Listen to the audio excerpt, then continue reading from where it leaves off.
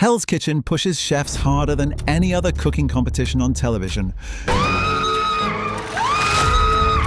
We're talking 18-hour days, Gordon Ramsay in your face, and pressure that would break most people in the real world. We deserve better than this! But here's what most viewers don't realize. Over 22 seasons, this show has sent contestants to the hospital more times than you'd think. Antonia? Oh, my head is hurting. Ambulances, paramedics, actual 911 calls. I'm fine. Today, I'm breaking down 10 times Hell's Kitchen turned from a cooking competition into a legitimate medical emergency. Chefs collapsing mid-service, bodies shutting down from stress. One story that ended in death 3 years later. These aren't staged moments for ratings. These are real people. It is not healthy. Whose bodies gave out under conditions most of us can't even imagine. And that last one, it's going to hit you harder than anything Gordon's ever said on the show. Let's get into it. Larry SIKORSKI, When Your Body Just Quits. The team struggled hard that night and everyone was exhausted. Larry decided to decompress in the hot tub with some of the women, cracking jokes about his weaknesses. Larry, it'd be just nice to see you a little bit more lively, do you know what I mean? Since I woke up, really don't feel well, but I have to prove myself. Normal Hell's Kitchen stuff. He went to bed around midnight like everyone else. At 4:20 a.m., Larry woke up and immediately knew something was catastrophically wrong. Heavy breathing, sweating through his sheets, tingling, spreading through his entire body. He grabbed the phone and called the on-set medic. The medic took one look and called 911. This wasn't dehydration or a panic attack. Larry's body was shutting down. By morning, Larry was gone. His teammates woke up confused. Where's Larry? What do you mean, where's Larry? I haven't seen him either. That's weird. I haven't seen Larry this morning either, have you? Sarah answered a phone call from him at the hospital. He could barely get the words out. The stress had completely overwhelmed his system. The gist of the whole thing is I won't be back. He wasn't coming back. This was Hell's Kitchen's first real medical evacuation, and it set the tone for everything that came after. Larry came in ready to compete, full of energy and determination. 72 hours later, an ambulance was rushing him out at 4 in the morning because his body literally couldn't handle it anymore. Gordon never commented on camera, but you could see it in everyone's faces. This wasn't about cooking anymore. This was about survival. Aaron's song, the one that ended in tragedy. If Larry's story shook people, Aaron's songs is the one that still haunts the show's history. Season 3, Episode 3. Aaron was a retirement home chef dealing with diabetes. From day one, he struggled, set the omelette station on fire, dropped pans. Why are we throwing omelettes away? I burned them, sir. You burnt an omelette? Yes, sir. Unbelievable. Give me an omelette! You do not want to lose this challenge. No, sir. You burnt an omelette? Yes, sir. Gordon was already frustrated with him. Then came the punishment after losing the Army and Navy Service Challenge. Your punishment will be KP duty. All of you will be prepping, peeling potatoes and peeling onions to serve a whole military base. That's over 1,000 pounds. Prep 1,000 pounds of potatoes and onions, not 100. 1,000. Aaron started cramping almost immediately. His teammates Rock Harper and Brad Miller noticed he was in serious pain. They literally had to help him get dressed that morning because he couldn't move properly. Halfway through the punishment, Aaron collapsed. His diabetes combined with the physical strain created a perfect storm. Took a freaking header. Guys, give him room, give him room. He was dizzy, cramping, struggling to stay conscious. The medic called 911. Aaron was taken out on a stretcher. Gordon called him at the hospital later and told him he couldn't return. The bad news is you have a serious illness. The doctor's orders. You cannot come back into this kitchen. Alrighty then. His teammate Josh Waller was genuinely terrified watching it happen. Here's where this gets dark. Aaron Song died in 2010 from diabetes complications. 3 years after his season aired, he was way too young. Now, the show didn't kill Aaron, let's be clear about that. But that punishment, that stress, the lack of proper medical oversight for someone with a chronic condition, it all added up. And 3 years later, emergency services were called again, but this time there was nothing they could do. Aaron's death is the most tragic story in Hell's Kitchen history, and it's the one that makes you question how far reality TV should push people. JI-HYUN, the injury that broke hearts. Season 5, Episode 2. Ji-Hyun was crushing it. She'd impressed Gordon with her signature dish and was looking like a serious contender. Then she slipped on oil during prep and went down hard. Severe ankle sprain. Her teammate LA saw it happen and immediately knew it was bad. I don't know what happened to G. I don't know if there was water or oil dropped somewhere up and all of a sudden you hear ow and... The medics examined her and put her in a wheelchair. No 911 call, no hospital trip, but the damage was done. Here's the crazy part. G pushed through anyway. She competed in that night's service from a wheelchair and performed so well that the men's team gave her a standing ovation. But when deliberation came, G made a decision that showed more character than most winners ever display. She told Gordon she was voluntarily leaving because she didn't want to drag her team down with an injury. Just wanted to let you know that I hurt my ankle, Chef. Are you all right? I think I'll be okay, but I'd like to go through service and see how I feel, Chef. I'd like you to stay as well. Yes, Chef. Gordon let her keep her jacket, something he almost never does.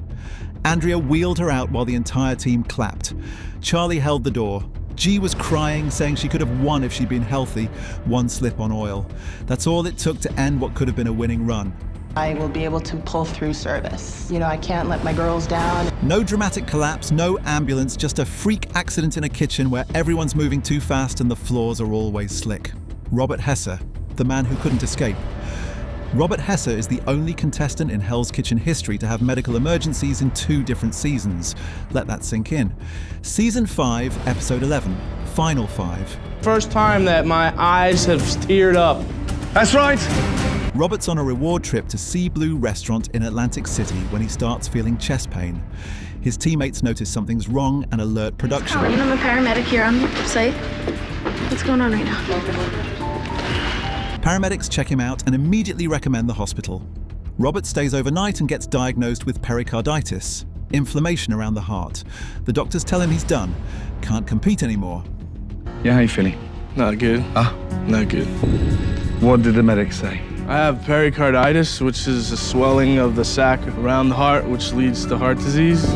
Gordon calls it a shame and says Robert could have won the whole thing. Standing ovation from the team, burning portrait, the works. Most people would never come back after that. Robert came back for Season 6, Episode 6. The blue team loses a challenge, and their punishment is riding bikes to gather ingredients. Potatoes and some onions, put them on the bike and let's get out of here. Robert, still dealing with his weight and heart issues, collapses during the ride. Shortness of breath, dizziness, the whole thing. 911 gets called again. Robert's sent to the hospital and misses the entire service. He comes back the next episode, but Gordon warns him, miss another service and you're automatically eliminated. 2 seasons, 2 medical emergencies, 2 911 calls. Robert's story isn't just about determination. It's about a man whose body kept telling him Hell's Kitchen was too dangerous, and he kept coming back anyway. Antonia BOREGASSI, The Mystery Elimination. Season 8, Episode 1. Antonia BOREGASSI's elimination is one of the weirdest in the show's history. She's in the confessional during prep when she gets a massive headache. She tries to walk back to the kitchen and collapses. Her teammate Emily finds her on the floor. Medical crew rushes in. Ambulance gets called. Antonia's taken to the hospital for what they're calling a severe migraine. You all. Unfortunately, Antonia is at the hospital. Gordon announces to the teams that there's been a medical emergency, but doesn't give details. At elimination, a phone call from the hospital confirms Antonia can't return. That's it. No explanation, no follow-up. Here's where it gets controversial. Antonia's signature dish had been destroyed by Gordon earlier that day. He called her gumbo liquid shit in front of everyone. Plate of liquid shit? No. Every time I make my gumbo, it always gets eaten, and everybody loves it. Some fans think she faked the migraine to escape. Others believe it was legitimate. We'll never know the truth, but either way, Antonia went from competing to eliminated in an ambulance before she ever worked a single service. Ranked 16th place. Gone before the competition even started. Jason ZEPALTAS, eliminated before service. Season 9, Episode 1. Jason ZEPALTAS had just won the signature dish round. He was feeling good, confident, ready to dominate. Then, during opening prep, he started having trouble breathing. Within an hour, he's dizzy, his arms are weak, and he can barely stand.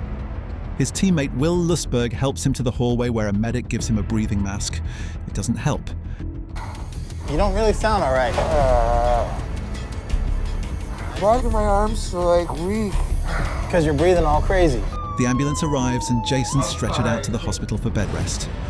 Gordon announces he's not coming back. Unfortunately, Jason's been taken to the hospital. He'll be on a few days of bed rest. He will not be returning back to Hell's Kitchen.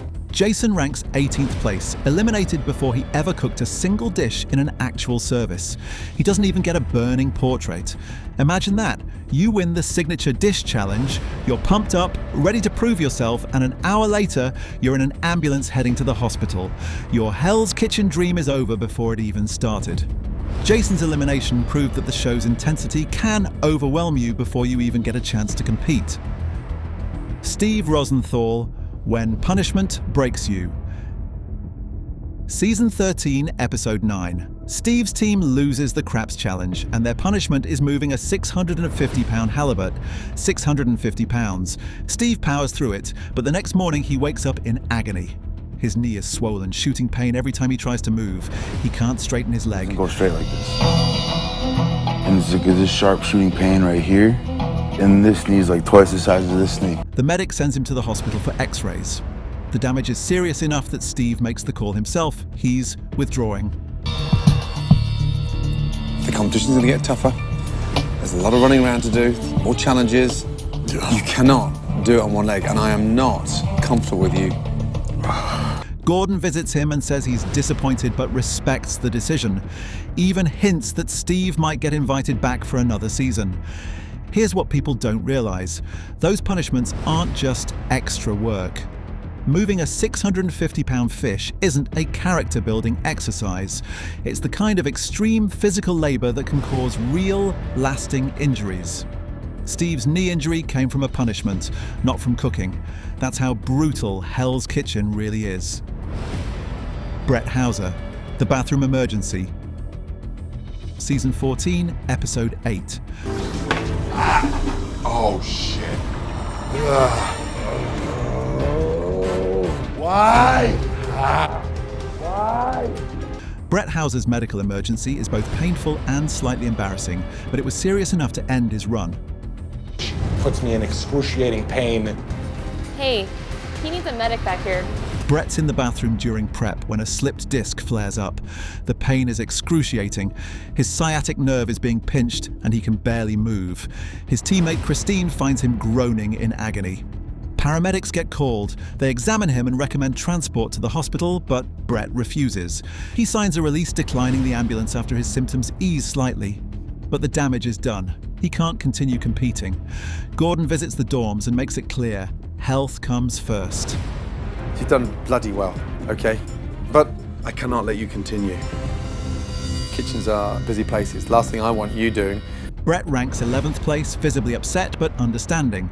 A slipped disc doesn't sound as dramatic as a heart issue or a collapse, but anyone who's dealt with sciatic nerve pain knows it's absolutely debilitating. Brett's exit showed that pre-existing conditions can get aggravated by Hell's Kitchen's demands and end your competition just as quickly as any acute emergency. Drew Tingley, the recent reminder. Season 19, Episode 4. Drew Tingley's medical emergency proved that even in recent seasons with better safety protocols, Hell's Kitchen can still push people too far. I know it's getting worse because I am cramping here, here, here. I'm cramping everywhere. Like, I'm getting full body cramps, I'm getting headaches. I got lightheaded earlier today, like I almost passed out. After service, Drew experiences full body cramps, severe headaches, and nearly faints in the dorms. The medic takes one look and calls for an ambulance. Drew's transported to the hospital for diagnosis. He misses the wedding brunch challenge the next day. Days pass and Drew's still not well enough to return. he's officially pulled from the competition, ranking 15th place.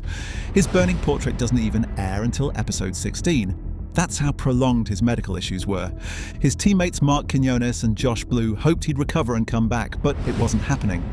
Drew was worried about his kids, worried about his health, and the reality set in. Hell's Kitchen had broken his body. Full body cramps and near fainting are signs of severe physical distress. Drew's exit reminded everyone watching that this competition demands more than cooking skills. It demands a body that can withstand conditions most people will never experience. 10 medical emergencies. 10 times Hell's Kitchen had to call 911 or face situations that went way beyond cooking competition drama. Larry's body shutting down at 4 a.m. Aaron's tragic death 3 years later.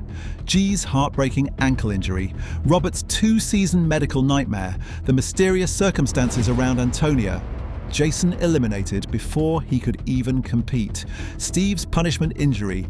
Bret's sciatic nerve crisis. Drew's full body breakdown. These aren't scripted moments. These are real people whose bodies gave out under pressure most of us can't comprehend.